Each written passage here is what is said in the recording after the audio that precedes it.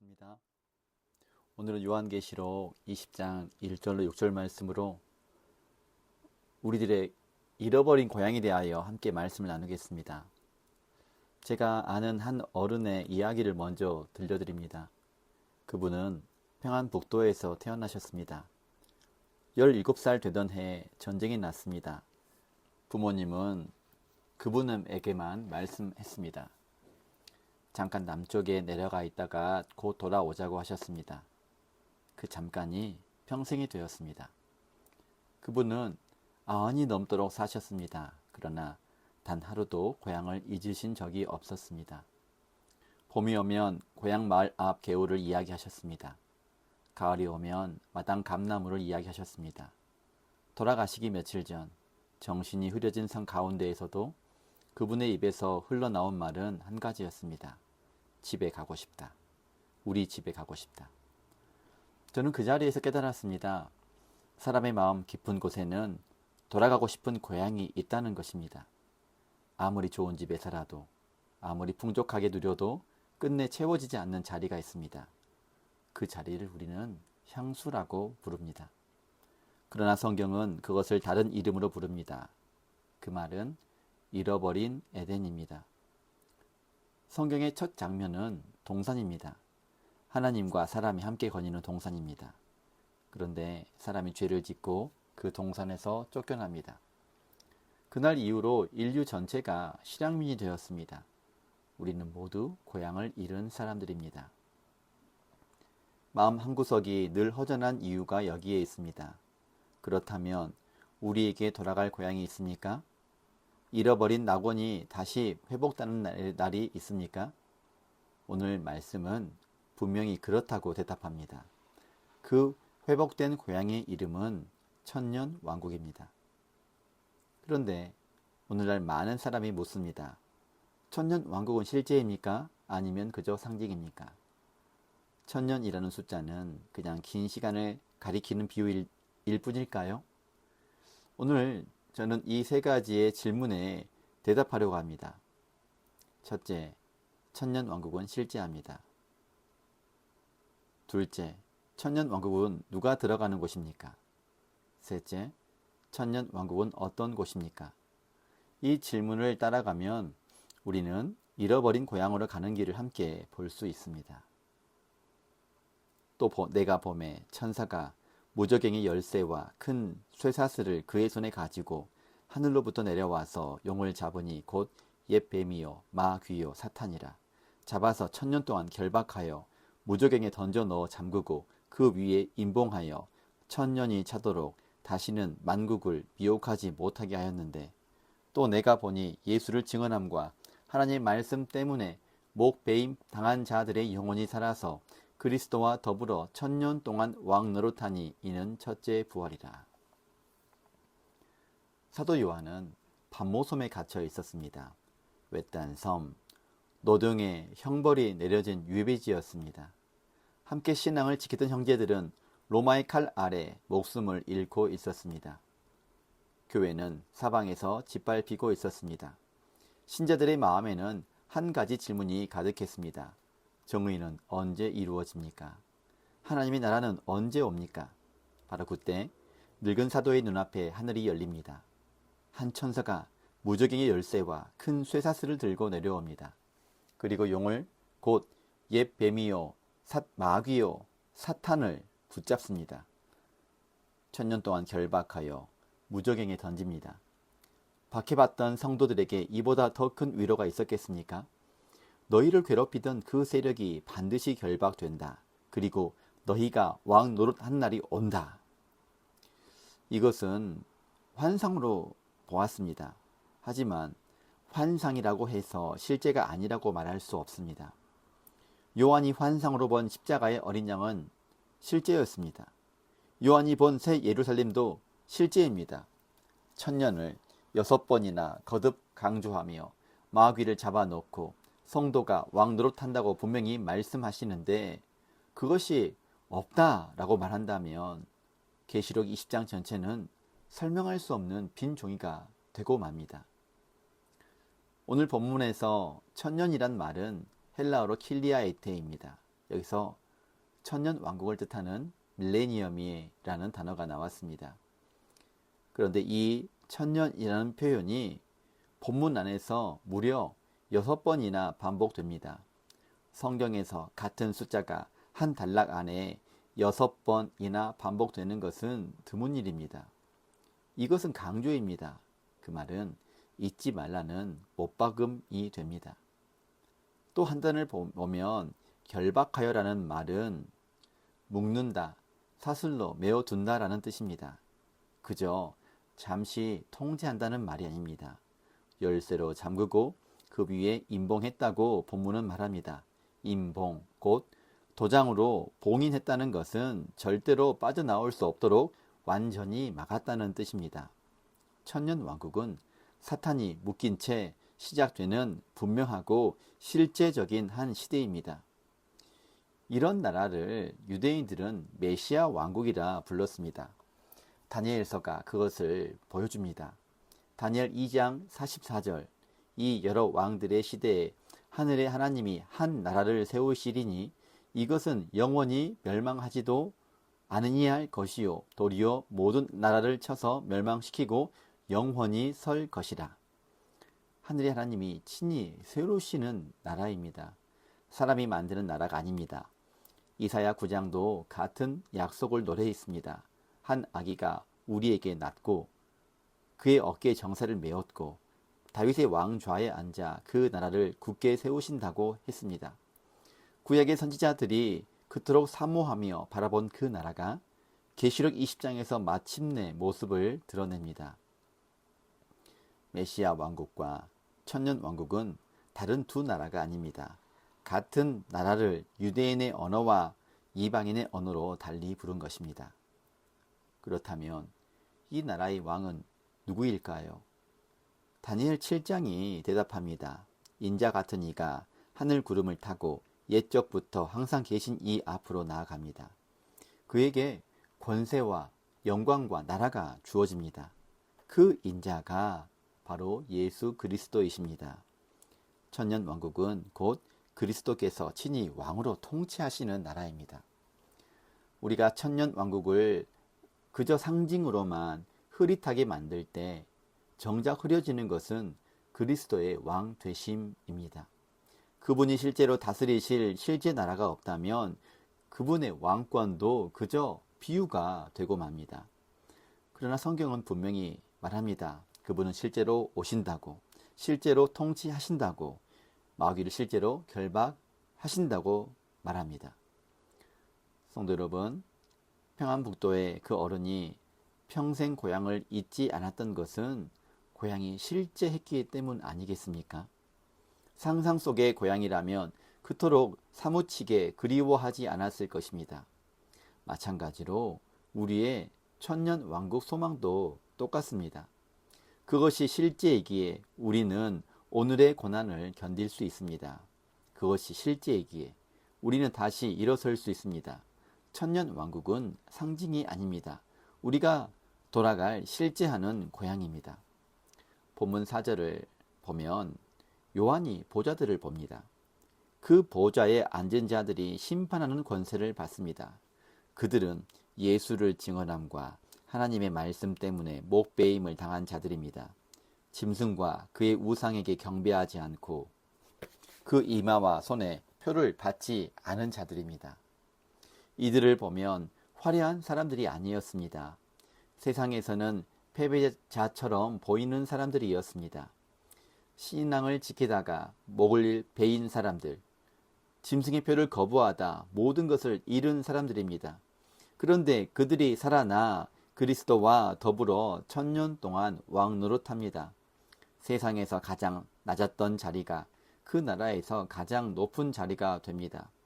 4절에 살아서라는 말이 나옵니다. 헬라어로 그건 에제산이라고 합니다.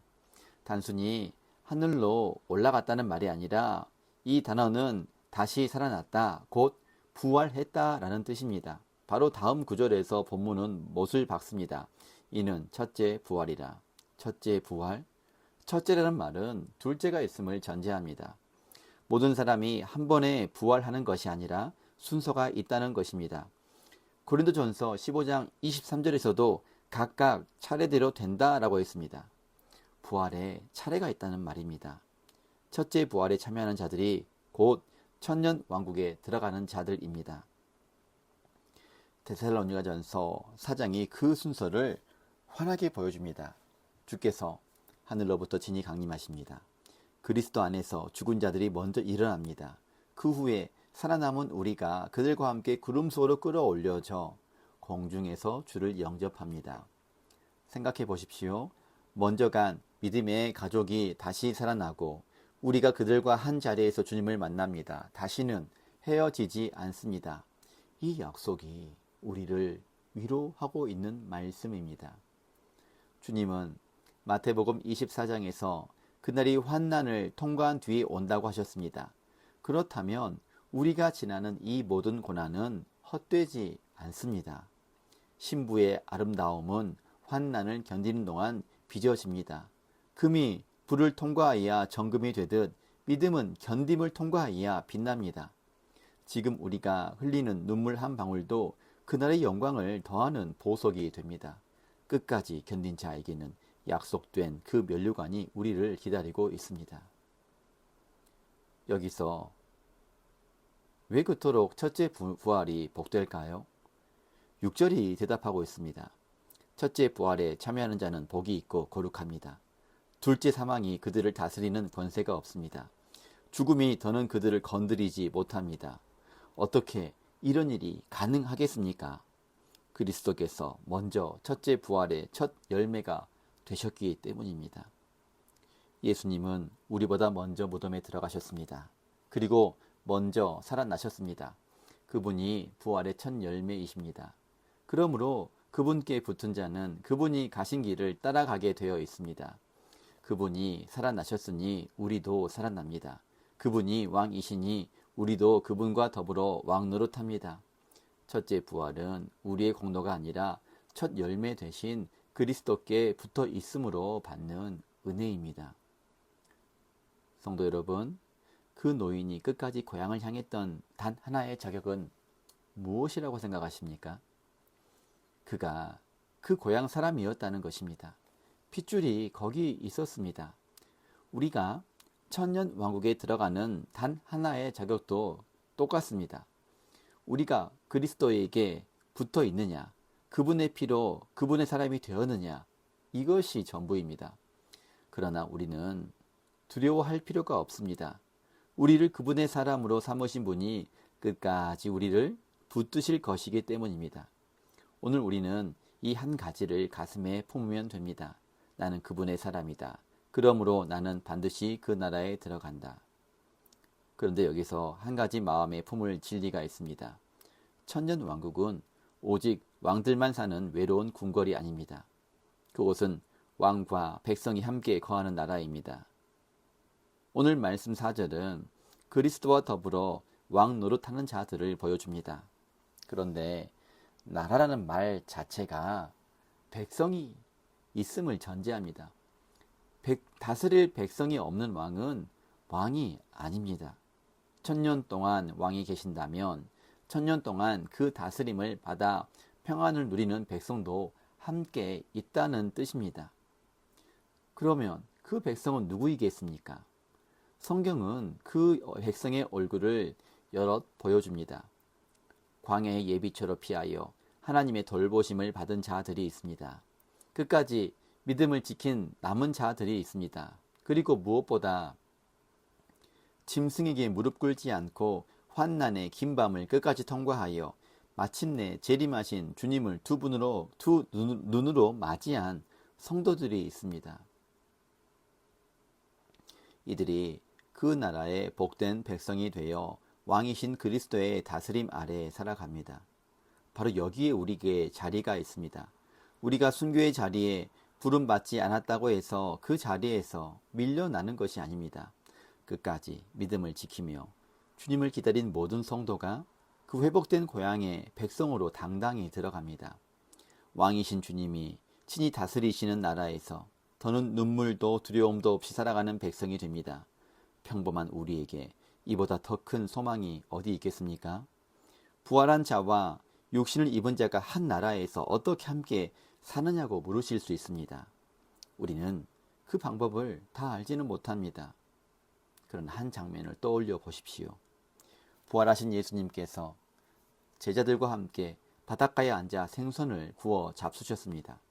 부활의 몸을 입으신 주님이 육신의 제자들과 한 자리에서 아침을 나누셨습니다. 천년 왕국이 바로 그런 곳입니다.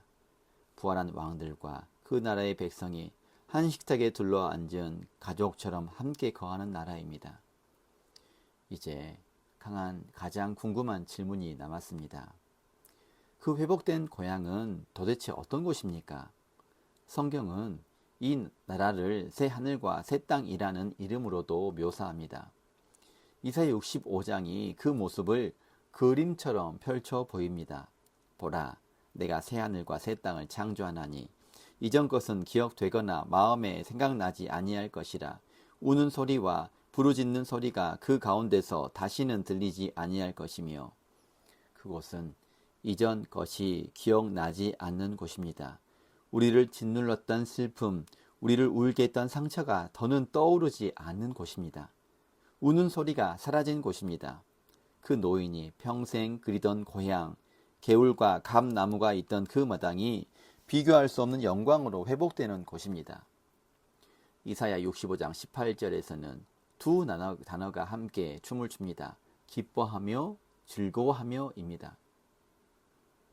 이 기뻐하다는 말은 가만히 미소 짓는 정도가 아니라 너무 기뻐서 빙글빙글 돌며 뛰는 모습을 담은 말입니다. 즐거워하다는 것은 마음 기쁜 곳에서 차오르는 환한 기쁨을 뜻합니다. 그런데 여기서 65장 18절을 자세히 보면 먼저 기뻐하시는 분은 사람이 아니라 하나님이십니다. 내가 창조한 것으로 말미암아 영원히 기뻐하라 하시면서 정작 하나님께서 예루살렘을 즐거운 성으로 삼고 그 백성을 기뻐하신다고 하십니다. 천년 왕국은 하나님이 우리를 보시며 빙글빙글 돌며 기뻐하시는 곳입니다. 잃었던 자녀가 집에 돌아온 날 아버지의 기쁨이 가득한 곳입니다. 이사야 11장은 그 회복이 자연에까지 미친다고 노래합니다.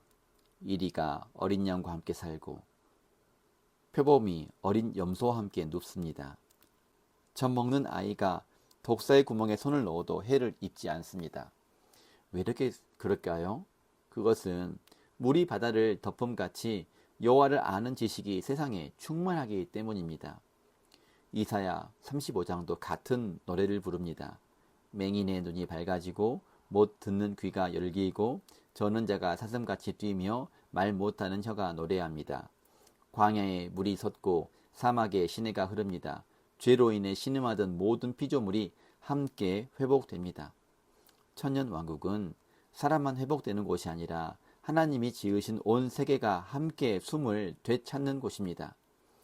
그렇다면 천년 왕국은 우리가 잃어버린 그 에덴과 똑같은 곳입니까? 아닙니다. 그곳은 에덴보다 더 좋은 곳입니다. 에덴에도 한 가지 약점이 있었습니다. 그 동산 안에 넘어질 가능성이 있었습니다. 그건 뱀이 들어올 수도 있었고 사람이 미혹될 수도 있었습니다. 그런데 결국 에덴은 사람의 범죄로 잃어버린 동산이 되고 말았습니다. 그러나 천년 왕국은 미혹하는 자가 무적행에 결박되고 임봉된 죄로 시작되는 나라입니다. 더 이상 뱀이 동산을 활보하지 못합니다.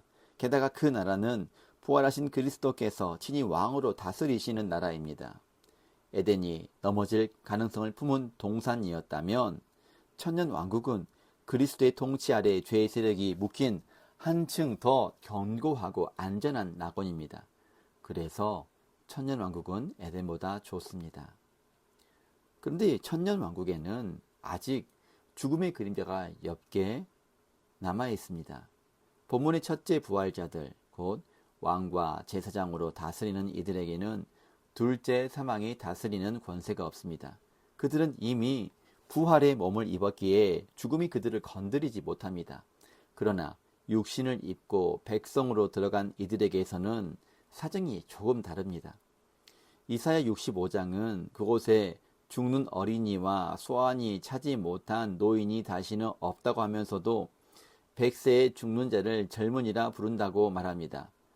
이건 죽음이 완전히 사라진 것은 아니되 그 권세가 거의 무너진 상태를 말합니다. 생명이 충만하여 죽음이 더는 위세를 부리지 못하는 나라입니다. 그러므로 천년왕국은 천국보다는 못한 곳입니다. 그곳에는 아직 죽음의 그림자가 남아있고 발 아래 두어 가야 할 원수가 남아있으며 천년이 차면 마지막 반역이 한 번 더 일어납니다. 끝이 있는 나라입니다. 그러나 영원한 천국에는 다시는 사망이 없고 애통하는 것이나 곡하는 것이나 아픈 것이 다시 있지 아니합니다. 사망이 영원히 삼켜지는 마지막 승리는 그 본향에서 완성됩니다. 보십시오. 인류의 여정이 한눈에 들어옵니다. 우리는 에덴에서 시작되어 잃어버림의 광야를 지나 천년 왕국에서 회복되고 마침내 영원한 천국에서 완성됩니다. 천년 왕국은 잃어버린 에덴을 더 안전하게 회복한 나라요. 동시에 영원한 본향으로 들어가는 가장 영광스러운 문턱입니다. 우리의 소망은 천년 왕국에서 멈추지 않고 죽음마저 영원히 사라질 그 마지막 나라를 향해 나아갑니다. 오늘 말씀은 그 마지막 장면까지 정직하게 보여줍니다. 천년이 참에 사탄이 잠시 놓여 곡과 마곡을 미혹하여 성도들의 진과 사랑하시는 성을 애워쌉니다. 그러나 하늘에서 불이 내려와 그들을 태웁니다. 마귀는 영원히 불못에 던져집니다. 그리고 크고 흰 보좌의 심판이 이어지고 마침내 영원한 천국이 열립니다. 회복의 나라가 완성의 나라로 넘어가는 순간입니다. 그러기에 천년 왕국조차 마지막 목적지라 할 수 없습니다. 그것은 천국으로 들어가는 영광스러운 문턱입니다. 이 모든 이야기의 중심에 누가 계십니까? 고린도전서 15장 24절이 대답합니다. 그가 모든 통치와 권세와 능력을 멸하시고 그 나라를 아버지 하나님께 바칩니다. 천년 왕국의 왕이신 그리스도께서 마침내 그 나라를 아버지의 품에 안겨드립니다. 모든 회복의 시작도 그리스도요, 모든 회복의 완성도 그리스도이십니다. 사랑하는 성도 여러분, 우리가 사모하는 고향은 단지 옛 모습 그대로가 아닙니다. 옛 것보다 더 영광스럽게 회복된 곳입니다. 슬픔이 기억나지 않고 하나님이 우리를 보시며 기뻐하시며 온 자연이 함께 노래하는 곳입니다. 그곳이 우리의 본향입니다. 그리고 그 본향의 문을 여시는 분이 우리 주 예수 그리스도이십니다. 그 노인이 돌아가시던 날을 잊을 수 없습니다. 마지막 숨을 거두시기 전 흐려진 의식 가운데 그분의 손이 허공을 더듬었습니다. 마치 누군가의 손을 잡으려는 듯 했습니다. 그리고 아주 작은 목소리로 말씀하십니다. 이제 집에 간다. 그 얼굴에 오래도록 보지 못한 미소가 번졌습니다. 평생 그리던 고향이 아니라 그보다 더 좋은 본향으로 가는 사람의 얼굴이었습니다.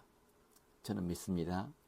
그분은 지금 그 회복된 고향을 향해 가고 계십니다. 사탄이 결박된 나라, 그리스도께서 왕으로 통치하시는 나라, 우는 소리가 그치고 하나님이 빙글빙글 돌며 기뻐하시는 나라로 가고 있습니다. 우리도 그 길 위에 있습니다. 우리는 모두 에덴에서 쫓겨난 실향민입니다. 그러나 우리에게는 돌아갈 고향이 있습니다. 그 고향은 상징이 아닙니다. 실제합니다. 그 고향에 들어가는 자격은 우리의 공로가 아니라 그리스도께 붙어 있음입니다. 그 고향은 옛 것보다 더 영광스럽게 회복된 곳입니다. 오늘 우리는 세 가지 소망을 마음에 새깁니다. 우리에게는 돌아갈 본향이 있다는 것입니다. 우리는 그리스도께 붙어 첫째 부활의 사람이 되었다는 소망입니다. 그날까지 우리를 붙드시는 주님이 끝내 우리를 그 나라로 인도하시리라는 소망입니다. 그러니 환난이 와도 두려워하지 마십시오. 환난 후에 우리 주님이 오십니다. 그리고 그날 우리는 그리스도와 더불어 왕 노릇할 것입니다. 세상이 우리를 작게 여겨도 낙심하지 마십시오.